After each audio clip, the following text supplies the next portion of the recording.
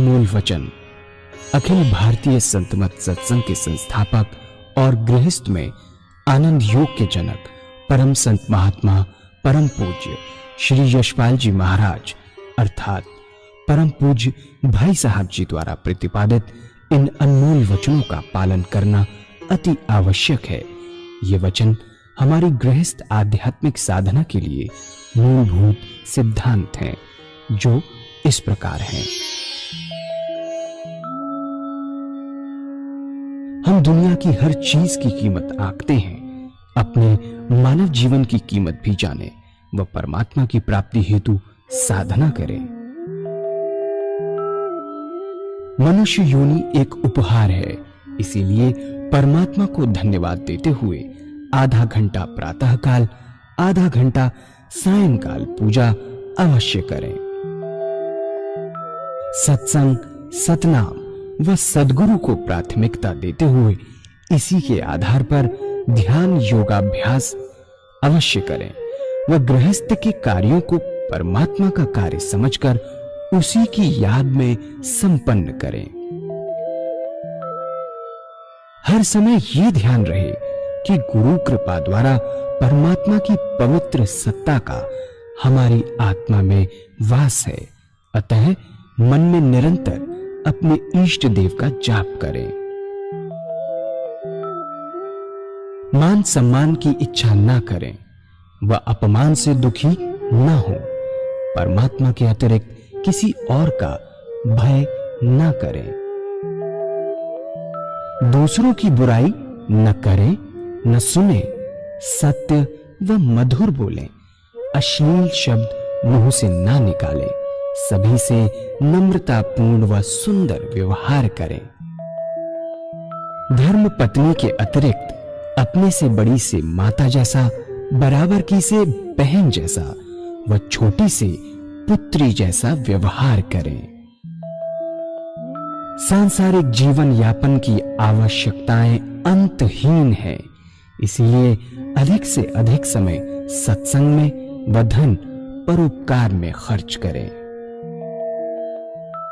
याद रखें, न स्त्री माया है, न धन दौलत, न ही परिवार। माया वह है जो हृदय को परमात्मा से दूर हटा दे। अतः निरंतर सत्संग और सद्गुरु की शरण में रहने का प्रयास करें। भोजन अपने इष्ट को अर्पण कर प्रसाद रूप में परमात्मा की याद में करें। रात्रि में सोने से पहले अच्छे बुरे कार्यों का आत्मनिरीक्षण कर उसका समुचित पश्चाताप करते हुए ध्यान करें व प्रभु की गहरी याद में ही विश्राम करें। परमात्मा तू ही है, तेरी इच्छा पूर्ण हो।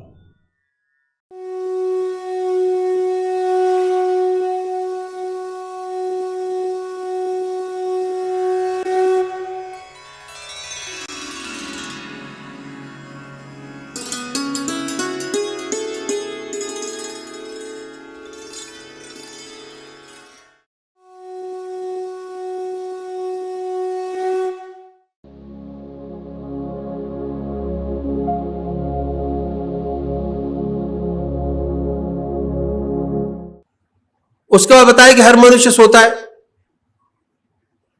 आज सोने में 6 घंटे सब लगाते हैं, कोई 6 घंटे सोता है, कोई 8 घंटे सोता है।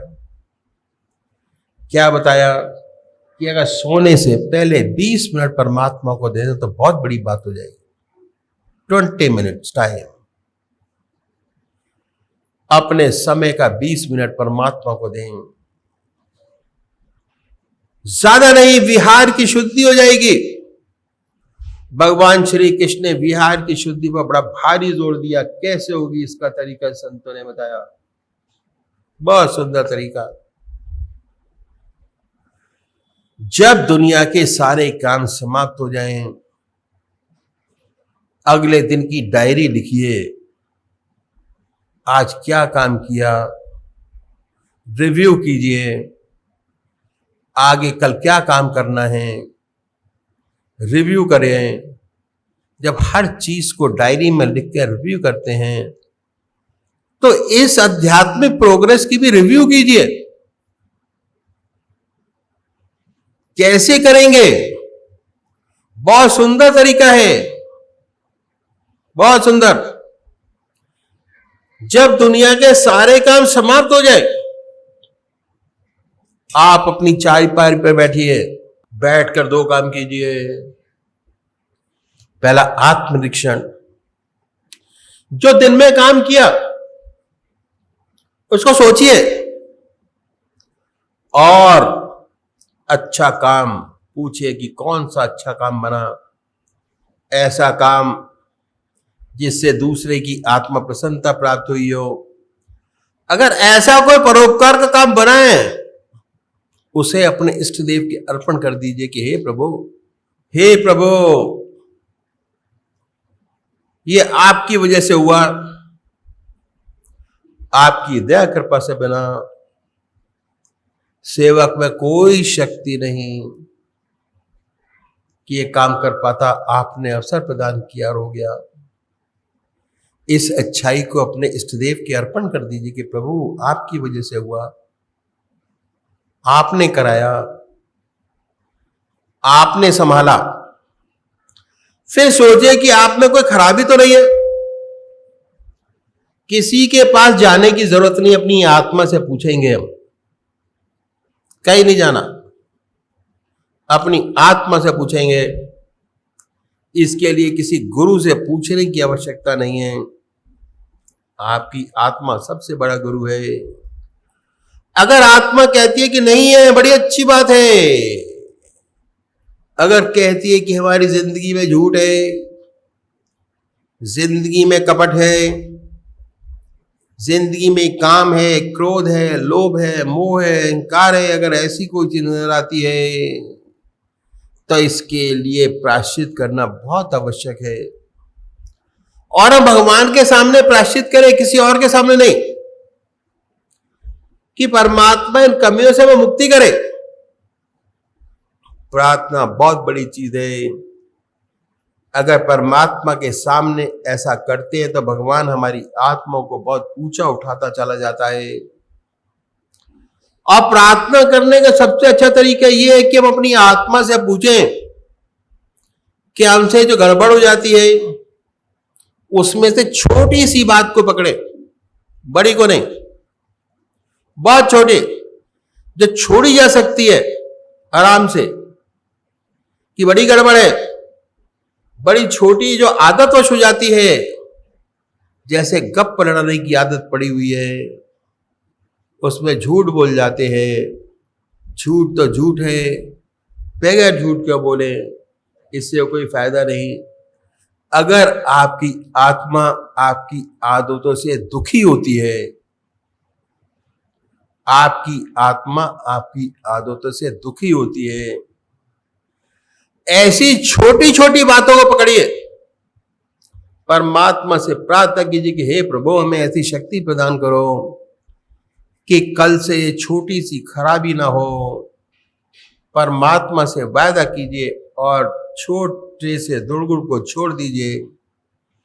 अगर आप छोड़ते चले जाएंगे तो आपकी इच्छा शक्ति, विल पावर, आपकी इच्छा शक्ति, विल पावर बढ़ती चली जाएगी और इतनी मजबूत हो जाएगी कि बड़ी बड़ी कमियां जो हमारे अंदर हैं, जिन्हें सोचते हैं कि ना जा पाएंगी, वो भी छूटती नजर आएंगी, उनमें भी परिवर्तन होता नजर आएगा। पर शर्त क्या है? शर्त एक है कि जिस बात का भगवान से वायदा करें उसको पूरा अवश्य करें। अगर वायदा करके पूरा ना करेंगे तो इच्छा शक्ति घटेगी, बढ़ेगी नहीं। और जो वायदा करें पूरा करें। अपने विल पावर, इच्छा शक्ति को बढ़ाइए। जिसकी विल पावर स्ट्रांग होती है, नोट कर लीजिए, जिसकी विल पावर स्ट्रांग होती है उसका इष्ट देव बहुत स्ट्रांग होता है, मजबूत होता है। और जिसकी विल पावर घटी हुई होती है उसका इष्ट देव कुछ नहीं कर सकता। इसलिए छोटी छोटी बातों को, जो आपकी आदतें हैं, उनको हटाकर अपनी इच्छा शक्ति बढ़ाएंगे, आपका इष्टदेव आपके काम आएगा। उसके बाद अपने इष्टदेव का ध्यान कीजिए। अपने इष्टदेव का ध्यान करें। जैसे पूजा में हमने ध्यान किया, उसी प्रकार अपने इष्टदेव का ध्यान करिए। और जब मन के अंदर इष्टदेव बस जाए, उन्हीं विचारों में सो जाइए। इसका विशेष लाभ है क्या? ऐसे भाई बहन जिन्हें ऊट पटांग सपने आते हैं, सुबह उठे कि रात को बड़ा ऊट पटांग सपना आया, दिन खराब हो गया, आने बंद हो जाएंगे। क्यों? नींद अच्छी आएगी, ऊट पटांग सपने बंद हो जाएंगे, डरावने बंद हो जाएंगे। जब सो के उठेंगे, जब अभ्यास और बढ़ेगा, आपके सपने बदल जाएंगे, सुंदर सुंदर सपने आएंगे। आप देखेंगे कि आप अपने इष्टदेव के मंदिर में बैठे हैं, आप पूजा कर रहे हैं। कभी कभी देखेंगे कि आप इष्टदेव के मंदिर में बैठे ध्यान कर रहे हैं, अपने इष्ट का दर्शन, अपने गुरु का दर्शन। कभी सत्संग में बैठे, जब साधक और तरक्की करता है तो बड़े सुंदर अनुभव खुलते हैं कि सोते सोते अनंत सूर्यों का प्रकाश नजर आएगा। सोते सोते अनंत सूर्यों का प्रकाश नजर आएगा। सारा शरीर विद्युत से उत्प्रोत महसूस होता है, विद्युत धारा प्रभावित होती है। ऐसे साधक के शरीर में बिजली दौड़ रही होती है, बड़ा अचंभा होता है। हर साधक का हृदय बिजली से चलता है। हर मनुष्य का जीवन के अंदर करंट चलती है, जिससे हमारा जीवन चलता है, वो प्रत्यक्ष नजर आएगा। ऐसा साधक जो ध्यान में सोता है, उसी का ध्यान बना होता है, अपने अंदर ध्यान की सुंदर अवस्था पाता है। जिस ध्यान की अवस्था में सोया था, उससे अच्छे ध्यान की अवस्था में उठा। जो अच्छे साधक है, जिनके आज्ञा चक्र पर स्पंदन होता है, यदि सोते समय आज्ञा चक्र पर स्पंदन था, जब सो के उठेंगे तो स्पंदन और तेज होता मिलेगा। आत्मा यही कहती है कि मैं जिस ध्यान में सोया था, रात भर उसी का ध्यान बना रहा, वही ध्यान बना रहा। बात क्या है, तो वास्तव में 6 घंटे जो सोने के हैं, निद्रा से योग निद्रा में बदल जाते हैं। निद्रा से योग निद्रा, 6 घंटे सोने के वास्तव में पूजा में बदल जाते हैं। सोते हुए पूजा होती है, जागते हुए नहीं। सोते हुए कोई विचार नहीं होता मन के अंदर। सोते समय सिर्फ एक विचार होता है, जिस विचार में सोए उसी विचार में उठे। बात क्या है, यह मन का विशेष गुण है। मन रात को जिन विचारों में डूबकर सोता है, रात भर उन्हीं विचारों में पड़ा रहता है। हम लोग गृहस्थी हैं, ग्रस्त से हैं। कभी कोई मुसीबत आ पड़ी तो सोने से पहले उस मुसीबत की चिंता होती है। जब तक चिंता है, नींद नहीं आती। अगर सो भी गए तो उसी का सपना देखते हैं। सुबह उठते हैं तो वही चीज सामने होती है सबसे पहले, उसी चिंता में उठते हैं। एक बच्चा है, मां का दूध पीते पीते सो जाता है, रात भर चप चप करता रहता है। ये मन का विशेष गुण है कि मन जिन विचारों में गहरा डूब कर सोता है, उन्हीं विचारों में पड़ा रहता है। अगर आप ईश्वर की याद में सोएंगे, परमात्मा की याद करके सोएंगे, परमात्मा की गहरी याद में सोएंगे, आपका ध्यान बना रहेगा। अच्छे घंटे सोने के पूजा में बदल जाएंगे। यही है विहार की शुद्धि, जिस पर भगवान श्री कृष्ण ने बड़ा भारी जोर दिया। विहार शैया योगक्षेम का क्षेत्र है जहां सच्ची प्रगति मिलती है। ये तरीका इन संतों ने बताया कि कैसे सच्चा विहार हमसे बने, कैसे इस तरह आधा घंटा सुबह पूजा का, आधा घंटा सायंकाल पूजा का, आधा घंटा दोपहर भोजन का, आधा घंटा रात्रि भोजन, 6 घंटे सोने के। हर व्यक्ति चाहे कितना व्यस्त जीवन क्यों ना हो, अपने बना सकता है 24 घंटे में से 8 घंटे आपका जीवन ईश्वर में बन सकता है और दुनिया के काम करने के लिए सारा समय आपके पास मौजूद है। उसमें से एक भी सेकंड नहीं दिया गया। सारा समय संसार के व्यवहार का आपके पास मौजूद है।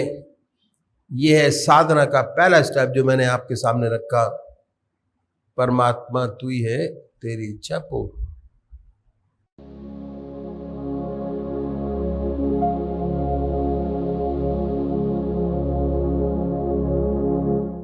पूजनीय माता और बंधुओं, तुलसीदास जी ने बड़ा सुंदर वर्णन किया है कि विनय प्रेम बस भई भवानी, खसी माल मूरत मुस्कान। बहुत सुंदर। चाहे किसी भी मत का मानने वाला हो, किसी भी धर्म का अनुयायी हो, अपने धर्म पर करते हुए सब पर लागू होता है। पूजा के लिए 2 विशेष गुण उन्होंने हमारे सामने रखे। पहला विनय और दूसरा प्रेम। जब तक ये 2 गुण पैदा नहीं हो जाते, सच्ची पूजा नहीं बनती। विनय ऐसा सुंदर गुण है जो दूसरे के हृदय को अपने ओर आकर्षित करता है। यह विनय की महत्ता है। गीता में श्री कृष्ण भगवान ने बहुत सुंदर कहा है कि अगर आप ब्रह्म ज्ञान चाहते हैं तो आप ऐसे व्यक्तियों के पास जाएं जिनके पास ये ज्ञान उपलब्ध है। जो ब्रह्मज्ञानी है उनकी सेवा छल कपट छोड़ के करें तो ये ज्ञान आपके हृदय में उड़ेल देंगे। ये हृदय का ज्ञान है, किताबों का ज्ञान नहीं। अगर किताबी ज्ञान होता तो भगवान कृष्ण ने कहा होता कि गीता पढ़ लो, ब्रह्मज्ञानी हो जाओगे। यह हृदय का ज्ञान है, हृदय से आता है। संतों का हृदय निरंतर भगवान की याद में लगा रहता है। संत की यही परिभाषा है। जिसका हृदय परमात्मा की याद में डूबा रहता है, चलते फिरते, खाते पीते, सोते जागते, निरंतर ईश्वर की याद उसके हृदय में बनी रहती है। उसे कोई गरज नहीं कि आपकी तरफ देखे, वह तो अपने मालिक के कुल में लगा हुआ है। उसका हृदय अपने मालिक से लगा हुआ है। अगर आप ये चाहते हैं कि आपके हृदय में भी वही प्रेम जागृत हो जाए, आपके हृदय में भी निरंतर ईश्वर की याद में डूबा रहे, तो आपको ऐसे संत का हृदय अपनी ओर खींचना पड़ेगा। जब उसकी प्रेम भरी दृष्टि ऐसे सुपात्र हृदय पर पड़ेगी तो आपका हृदय भी प्रेम से भर जाएगा। उसका हृदय में भी प्रभु की निरंतर याद हो जाएगी। ये बड़े भेद की बात है और ये विनय से आती है। कहीं भी जाएं, विनय से जाएं और अपने हृदय को खाली करके जाएं तो जरूर महक जाएगा आपका हृदय। पूर्ण धारणा से जाते हैं और मन को खाली करके नहीं जाते तो जुकाम होने की वजह से उसकी महक से महरूम रह जाएंगे। पहली बात है विनय। जहां विनय है वहां भक्ति मिलती है, भक्ति प्राप्त होती है विनय से। अपने मालिक के सामने सदैव विनय से झुका रहना चाहिए। ये पूजा का गुण है विनय। जहाँ विनय है सच्ची भक्ति होती है। और दूसरा गुण है प्रेम। प्रेम से जाते हैं और अपने मन को खाली नहीं करते तो शायद उसकी महक से महरूम रह जाएंगे। सच्चा भक्त अपने मालिक के सामने हमेशा झुका रहता है। प्रेम बड़ा छोटा शब्द है, 2.5 अक्षर से बना है, बड़े महत्व का है। बिना प्रेम के परमात्मा नहीं मिलता। राम ही केवल प्रेम प्यारा, जान लही जो जाना नारा। प्रेम से परमात्मा की प्राप्ति होती है। प्रेम के 5 गुण हैं और वो क्या है? पहला गुण है अदब, दूसरा गुण लज्जा शर्म और हया, तीसरा गुण विश्वास, चौथा गुण संतोष और 5वां गुण है इसार। इन 5 गुणों से प्रेम शब्द की सच्ची पहचान होती है। यह प्रेम की कसौटी है। इन 5 गुणों में अपने प्रेम को कस कर देखें कि कितना प्रेम परमात्मा से है और उसके अनुसार कितनी कृपाधार आपको प्राप्त हो रही है। प्रेम का पहला गुण है अदब।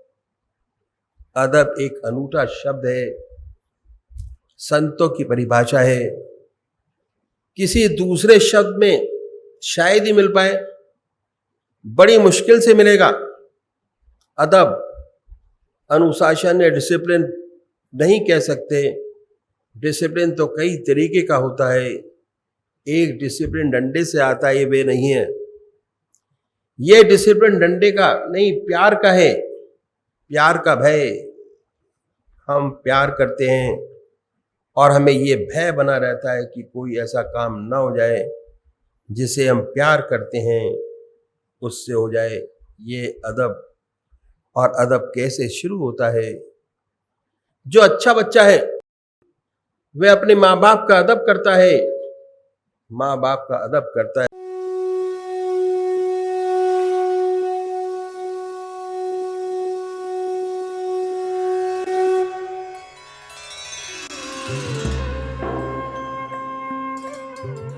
ध्यान योग के कार्यक्रम आनंद योग से निशुल्क जुड़ने के लिए संपर्क करें 9810239677।